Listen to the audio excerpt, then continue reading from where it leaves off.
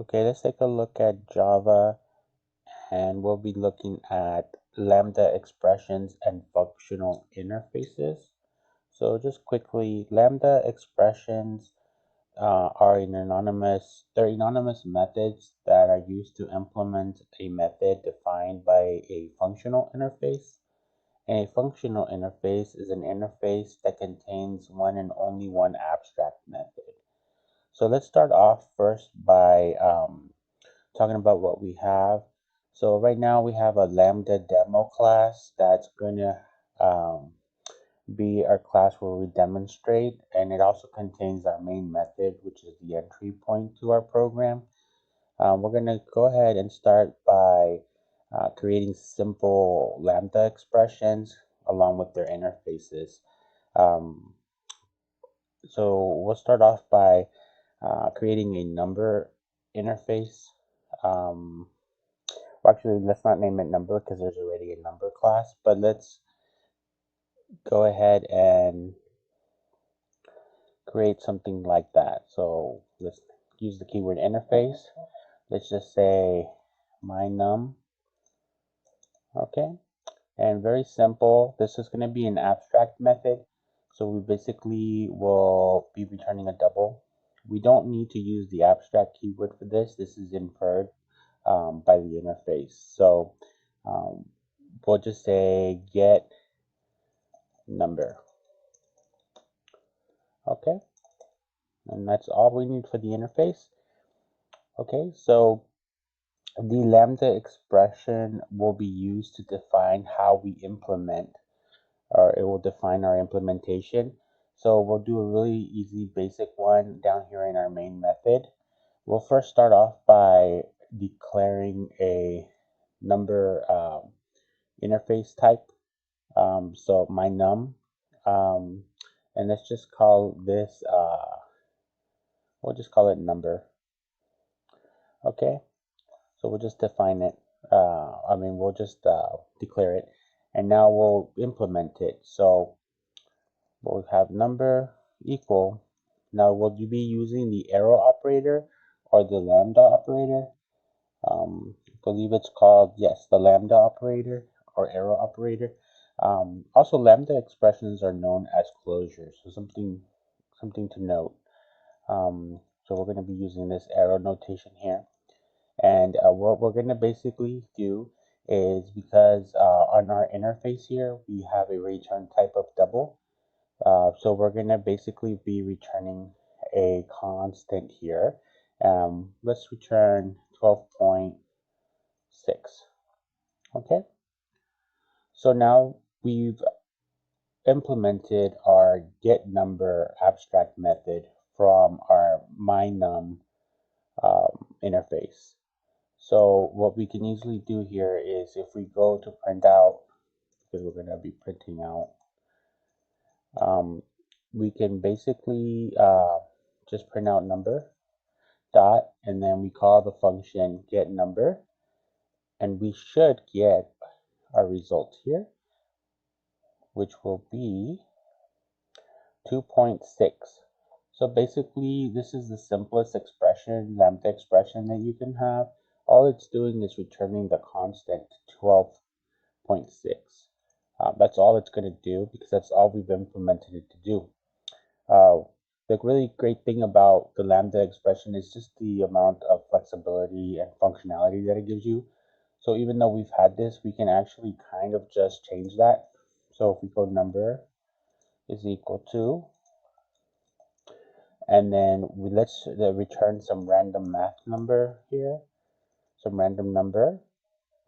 Okay, maybe we'll times it by 100 here. All right, so let's go ahead and return, and then we'll see a random number. Let's run it, and let's see a random number being returned here, 74.33. Let's run it again, and here we see that our new implementation here is basically overriding our previous implementation, because we've assigned a new implementation. Okay, so that allows us to change our implementation of our interface in the code. Um, Okay, next, we'll take a look at a block, lambda expressions in block, or block lambda expressions. So we'll just create a more complex lambda expression. First, let's create another interface here, and we'll call it mod string, and we'll basically return a string, and let's just call it op for operation. All right, and then we're gonna also give it a parameter. So we're gonna pass in some arguments here. We'll call it s. Okay. What we'll do is let's go ahead and leave these here, but let's get rid of some of the spacing. And then what we'll do is we'll create a mod string here, and let's just call it string. Okay, now we're going to use the block here, so string is going to be equal to arrow operator here. Okay, and now I'm going to use the curly brackets for the block of code, and we're not going to forget our semicolon there. Okay, we're going to also pass in some s string, and then we're going to return something, but for now we'll do null. Okay, now let's go ahead and what should we have this operation to? Let's have it reverse a string for us. So let's go ahead and do that. So we'll create a string that's been modified, so we'll just call it mod string, and we'll initiate that to blank, and we're going to return that modified string. Okay, and then in here again, we'll give some more space here. What we're going to do is we're going to pass in s, and so what we want to do is basically read this back, reverse it. So we're going to do a for loop here. We're going to do an index here. It's going to be equal to string.length minus 1. Okay, and we want the index. We want index to run as long as it's greater than or less than 0. And for every loop here, we're going to move the index closer to 0. Okay, by decrementing. And then what we're going to do is we're going to take the mod string plus equal to s dot at the char at this index. Okay.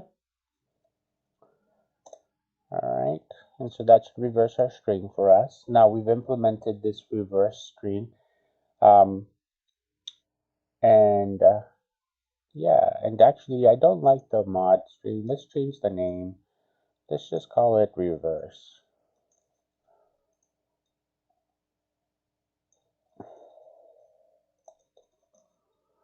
All right.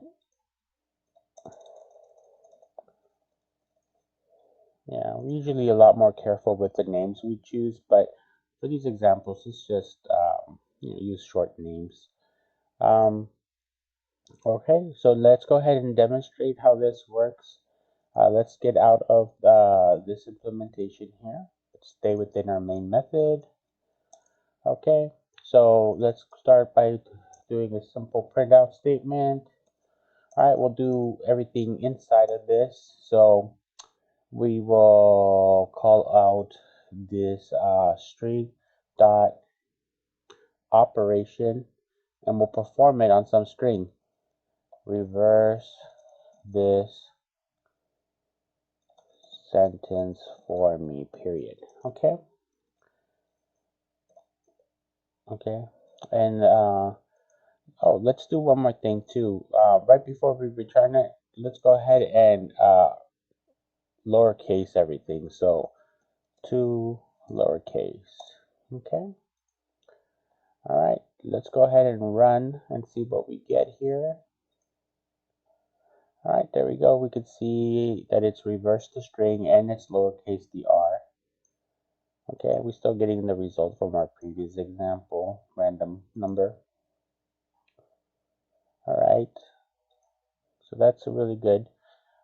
That's one way of doing that here. You can see that this is much more complicated block of code, but it still works the same.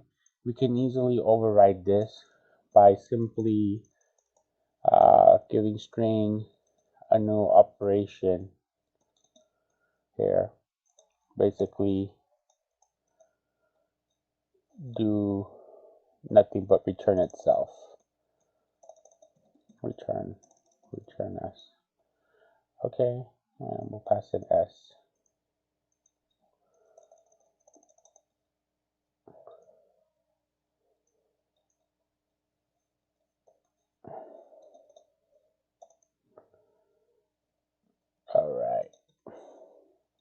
All right, so let's take a look here. It's run.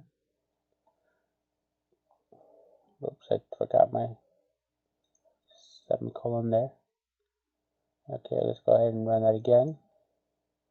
All right, so we've basically changed the implementation, and now we're getting back the same sentence that we are feeding in.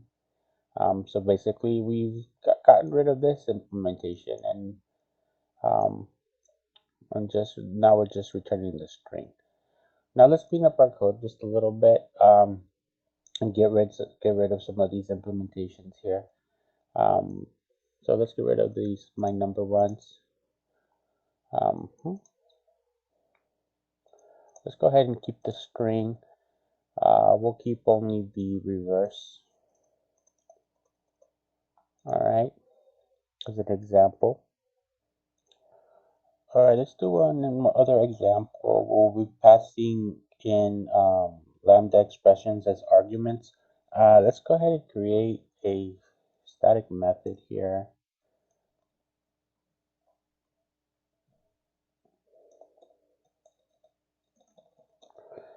Okay, and we'll call this one reverse.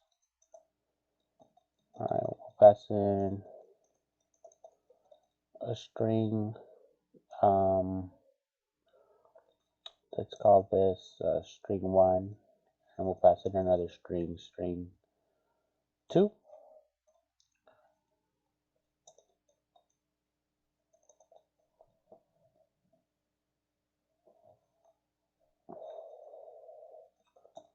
Okay, and then we'll say string 1. Actually, we'll pass in just a string, and we're gonna pass. Sorry, we said we're gonna pass in the lambda expression, so we're gonna pass in mod string ms. Okay, so let's go ahead and return. Just return no for now. Okay, so we're gonna have to change that a little bit, but keep in mind that we've already created this lambda expression here to reverse a string. So let's go ahead and have a string in here.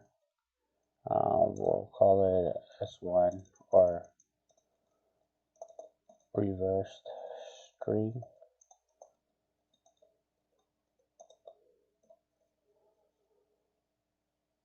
Oh, actually, that's fine here. We'll just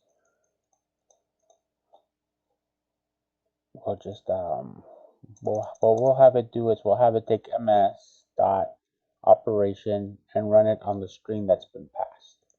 So that's what we'll do. We'll pass in the mod string interface and then object, and then we will uh, go ahead and do the operation on string, and we'll return that result. Okay, so let's go down here. Okay, and then let's go ahead and create some string.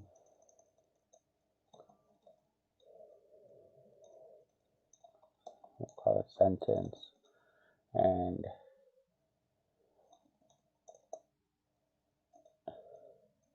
another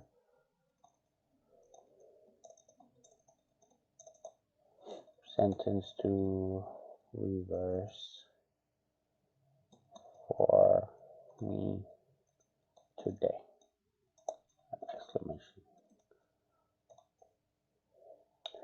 Okay, what we're going to do now is let's create the print statement.